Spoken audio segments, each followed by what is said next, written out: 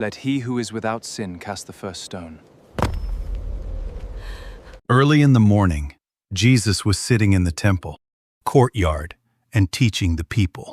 At that moment, the inside of the temple suddenly became noisy.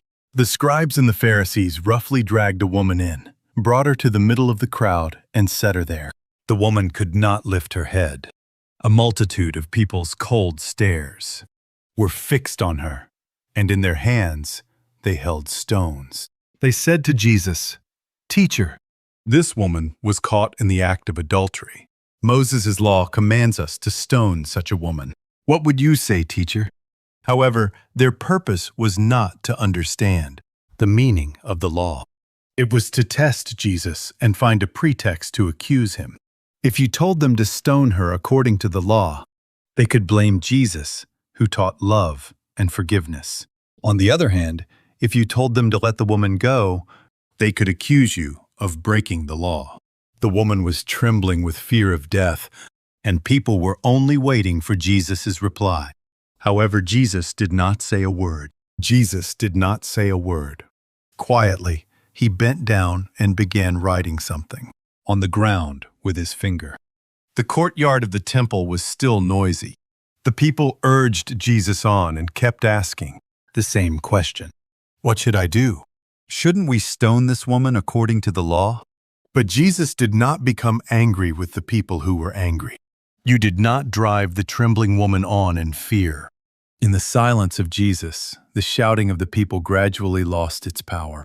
At last, Jesus slowly rose to his feet, and you looked at the people who held stones. In those eyes, there was love, but there was also authority to look into the depths of a person's heart.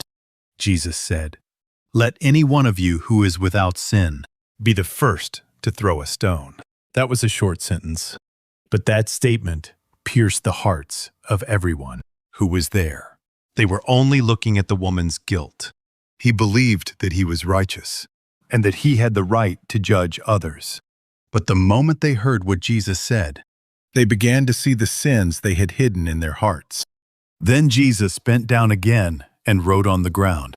After a moment in the heavy silence, a dull sound was heard. A single stone fell to the ground. Starting with the oldest person, they began to place the stones they were holding down. One person, then another. They left the courtyard of the temple in silence, unable to say a word. In the hands of those who realized their own guilt, there was no longer any stone left to throw at another person. At last, even the young people had all gone. The voice that was condemning the woman just moments ago was gone, and only Jesus and the woman remained in the temple courtyard. On the ground, only the stones people had laid down were quietly scattered. Jesus stood up and looked at the woman, who was trembling with fear. And with a warm voice he asked, "Woman, where are those who accused you? Is there no one who condemns you?" The woman carefully lifted her head. She answered in a trembling voice, "Is there no Lord?"